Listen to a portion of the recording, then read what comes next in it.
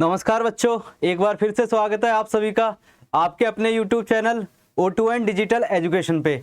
मैं विशाल भाटी लेके आया हूँ क्लास 9th की साइंस, और साइंस में भी आज हम स्टार्ट करने जा रहे हैं बायोलॉजी पार्ट, और पहला चैप्टर है हमारा the fundamental unit of life. आइए स्टार्ट करते हैं। Fundamental unit of life.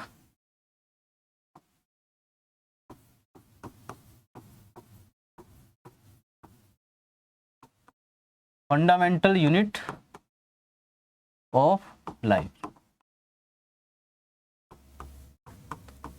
ठीक है। इस चैप्टर में हमें सेल के बारे में पढ़ना है, ठीक है। अब सेल की बात करें तो कुछ इंटरेस्टिंग इसमें स्टोरीज हैं हमारे पास कि किस तरीके से सेल की डिस्कवरी हुई, फिर उसके किस तरीके से जो ऑर्गेनल्स जो पार्ट्स है उसके, ठीक है, उनकी डिस्कवरी हुई, और किस तरीके से ऑलमोस्ट जो आज के टाइम में हम सेल या उसकी स्ट्रक्चर्स हम देख रहे हैं या पढ़ रहे हैं तो वो किस तरीके से फॉर्म होती चली गई, ठीक है। सबसे पहले स्टार्ट करेंगे हम, एक साइंटिस्ट थे स्टार्टिंग में जिसका नाम था रॉबर्ट हुक। रॉबर्ट हुक, ठीक है। ये बात है हमारी 1665 की, 1665 की, ठीक है। एक्चुअल में हुआ क्या था, उनके घर में एक वाइन की बोतल रखी थी, ठीक है। वाइन की बोतल काफी पुरानी थी, तो उसके ऊपर एक कॉर्क लगा था, एक ढक्कन लगा था जो कि था वुड का, ठीक है, लकड़ी का बना हुआ था। उनको एक्साइटमेंट हुई कि इसमें देखते हैं कि ये किस चीज का बना हुआ है, ठीक है। तो उन्होंने क्या करा, उस बोतल को लाए, ठीक है जी। किस चीज की थी, वाइन की बोतल थी, ठीक है। अब ये किससे, ये ढक्कन है इसका, इसको बोल दिया उन्होंने कॉर्क, ठीक है। इस ढक्कन को वो उठा के लाए और इस ढक्कन से, ये कॉर्क से एक लेयर निकाली, बहुत पतली, बहुत ज्यादा थिन, एक लेयर बहुत ज्यादा थिन लेयर को लेके आए बाहर, ठीक है। अब उन्होंने क्या था, एक माइक्रोस्कोप को डिजाइन किया था, ठीक है। खुद ही उन्होंने एक माइक्रोस्कोप को डिजाइन किया और उस माइक्रोस्कोप के अंदर इसको ऑब्जर्व किया।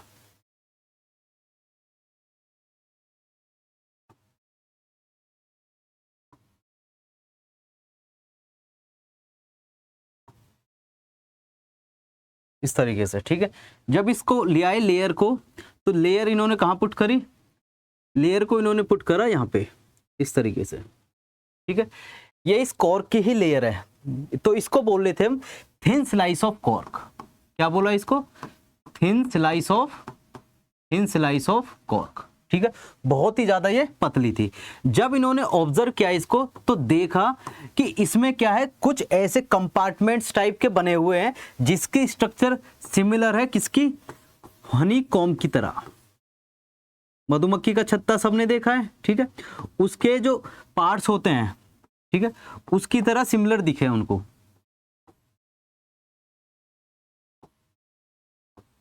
इस तरीके से, ठीक है। और इनको इसने क्या नाम दे दिया, इनको बोल दिया कंपार्टमेंट्स। क्या बोल दिया, कंपार्टमेंट्स, ठीक है जी। या फिर हम इनको बोल सकते हैं लिटिल रूम, लिटिल रूम, ठीक है। बाद में चल के इसने क्या बोला इसको कि ये लिटिल रूम जो कंपार्टमेंट्स है, इनका ही नाम क्या हो जाएगा, इनका ही नाम हो जाएगा सेल। यही थे हमारे पास सेल, ठीक है।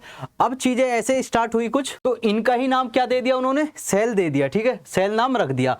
अब अगर इनकी बात करूं, मैं कंपार्टमेंट्स की बात करूं, ठीक है, तो ये रिपीटिंग यूनिट्स है हमारे पास। ये क्या है, बार बार ऐसी यूनिट्स रिपीट होती जा रही है। तो उन्होंने क्या कंक्लूड करा, रॉबर्ट हुक ने कंक्लूड कर दिया कि जो भी ऑर्गेनिजम्स होते हैं वो किसके बने होते हैं, इन कंपार्टमेंट्स के बने होते हैं, मतलब कि इन सेल्स के बने होते हैं। और ये सेल क्या है, रिपीट हो के क्या करती हैं, एक पूरा ऑर्गेनिज्म क्रिएट कर देती है। पर बाद में क्वेश्चनिंग क्या हुई कि ये जो सेल्स उसने डिस्कवर की है ये कैसी है, क्योंकि ये वुड था काफी दिन पुराना, ठीक है। तो इन सेल्स को बोल दिया उन्होंने डेड सेल।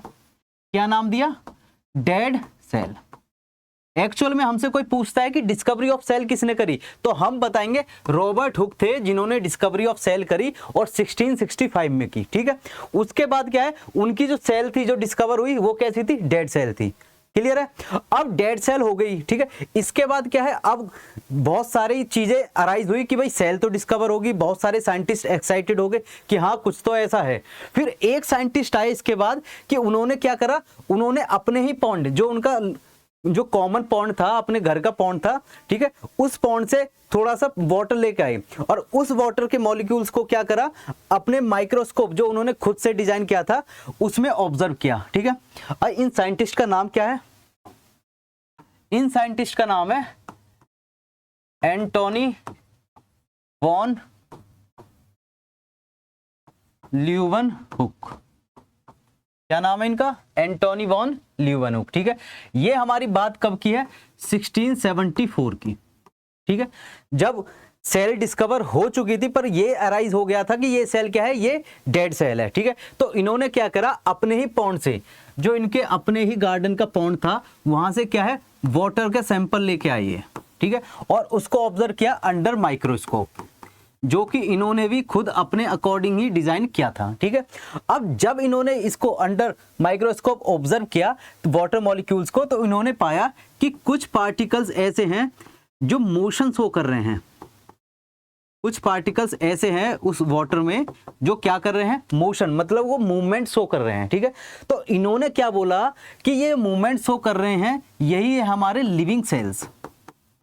क्या है, लिविंग सेल्स, क्लियर है। तो इन्होंने इस तरीके से क्या है, लिविंग सेल की डिस्कवरी कर दी, क्या कर दी, लिविंग सेल्स को डिस्कवर कर दिया, ठीक है, किसने, एवी ल्यूवेनहुक ने, ठीक है।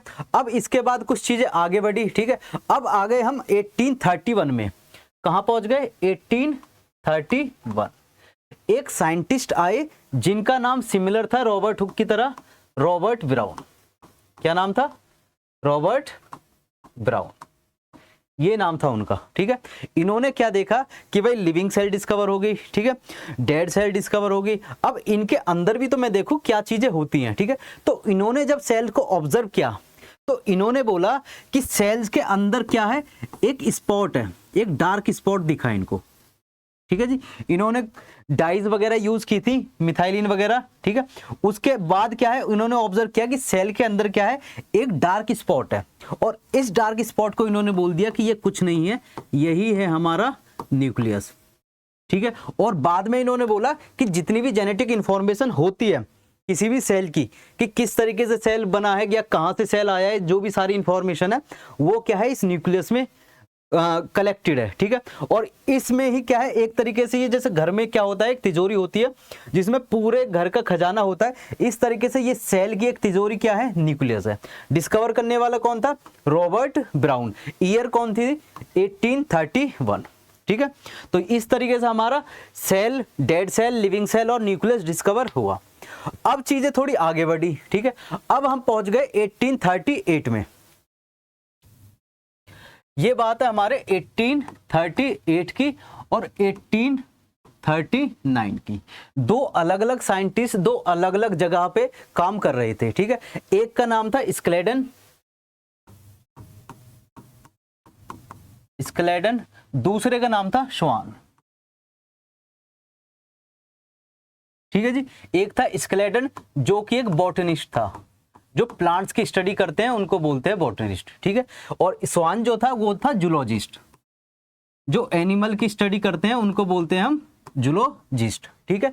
अब ये दोनों अलग अलग जगह पे क्या है, अलग अलग डिपार्टमेंट के होके भी सेल्स के ऊपर काम कर रहे थे, ठीक है। तो इन्होंने क्या है 1838 में स्क्लेडन ने और 1839 में श्वान ने, ठीक है, अलग अलग थ्योरीज दी और उनको कलेक्टिवली क्या बोल दिया, एक नाम दे दिया दोनों ने, उसको बोल दिया सेल थ्योरी। क्या नाम दे दिया, सेल थ्योरी, ठीक है। इस सेल थ्योरी के अकॉर्डिंग इन्होंने कंक्लूड किया कि जितने भी ऑर्गेनिजम्स होते हैं, हमारे जितने भी ऑर्गेनिजम्स होते हैं अर्थ पे, या वो प्लांट हो या फिर हो एनिमल, ठीक है, वो सारे किस चीज से बने हुए हैं, या तो सेल से बने हुए या सेल्स के प्रोडक्ट से बने हुए हैं। क्लियर है कि सारे ऑर्गेनिजम्स क्या है, या तो सेल से बने हुए या सेल के प्रोडक्ट से बने हुए हैं, ठीक है। तो इन्होंने कंक्लूड कर दिया all animals and plants are made up of cells and its product। और एक्चुअल में बताओ कि सिर्फ एनिमल और प्लांट की बात नहीं, ऑल ऑर्गेनिजम्स की बात हम करेंगे, ऑल ऑर्गेनिजम्स, ठीक है। All organisms are made up of cells and its product, या तो वो सेल से बने होंगे या सेल्स के ही क्या है कलेक्टिवली सेल्स क्या आपस में एक स्ट्रक्चर फॉर्म कर देती है, जैसे टिश्यू आपस में स्ट्रक्चर फॉर्म कर देते हैं, ऑर्गन इस तरीके से क्या है या तो वो सेल से बने हैं या सेल्स के प्रोडक्ट से बने हैं, बहुत सारी सेल से बने हैं, ठीक है। अब एक साइंटिस्ट बैठे थे जिन्होंने सेल थ्योरी को देखा और कंक्लूड किया कि भाई इसमें कुछ कमी है। इन्होंने बता दिया कि सारे ऑर्गेनिजम्स, प्लांट हो, एनिमल हो, यूनिसेलुलर, मल्टीसेलुलर, जितने भी ऑर्गेनिज्म है वो बने हुए किस चीज के, सेल के या सेल के प्रोडक्ट के। पर ये तो बताओ कि सेल आई कहां से, ठीक है। तो एक साइंटिस्ट है जिनका नाम था रुडोल्फ विर्चो, और ये बात है हमारी 1855 की, 1855 की, ठीक है। साइंटिस्ट आए जिनका नाम था रुडोल्फ विर्चो, रुडोल्फ विर्चो, ठीक है। इन्होंने क्या करा, इन्होंने देखा कि भाई सेल थ्योरी तुमने दे दी स्केलेटन और श्वान ने, ठीक है, बस इसमें कुछ कमी है, उसको मैं कंप्लीट करता हूं। अब वो कमी क्या थी, इन्होंने बोला कि जो पुरानी सेल्स होती हैं वही क्या है नई सेल अराइज करती है, या फिर हम ये कह सकते हैं कि न्यू सेल कहां से अराइज होंगी, पहली सेल से अराइज होंगी जो पहले से एग्जिस्ट कर रही हैं, ठीक है। तो इन्होंने अपनी भाषा में एक चीज बोली, ओमनिस सेलुला ई सेलुला, ये रहा, ठीक है, ओमनिस सेलुला ई सेलुला। इन्होंने अपनी भाषा में एक स्टेटमेंट दे दी कि ये होता है भाई एक्चुअल में, कि इसका मतलब पूछा जब लोगों ने कि भाई रुडोल्फ विर्चो भैया ये क्या है ओमनिस सेलुला ई सेलुला, तो उन्होंने बोला कि जो प्री एग्जिस्टिंग सेल है, कौन सी, प्री एग्जिस्टिंग सेल, देखो प्री एग्जिस्टिंग सेल वो क्या देगी, वही देगी न्यू सेल, क्या देगी, न्यू सेल। तो हम कंक्लूड इसको इस तरीके से करेंगे कि new cell arise from pre existing cells, ठीक है। जो भी नई सेल आ रही है या बन रही है वो कहां से बन रही है, जो कि पुराने से पहली एग्जिस्टिंग सेल से उससे ही बन रही है। कोई ऐसा नहीं है कि अचानक से ऊपर से बारिश हुई और सेल्स आ गई, ठीक है। एक्चुअल में क्या है, पुरानी सेल एग्जिस्ट कर रही थी वहां पे, वही क्या है नई सेल्स को फॉर्म कर रही है। तो ये उन्होंने मॉडिफिकेशन दे दी किसमें, सेल थ्योरी में। तब जाके ये सेल थ्योरी क्या हुई, कंप्लीट हुई, किसकी मदद से, रुडोल्फ विर्चो की मदद से, जिन्होंने बोला ओमनिस सेलुला ई सेलुला। तो ये सारी चीज से हमारी डिस्कवरी ऑफ सेल्स, ठीक है।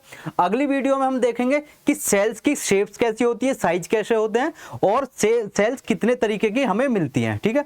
मिलते हैं नेक्स्ट वीडियो में, तब तक थैंक यू, नमस्कार।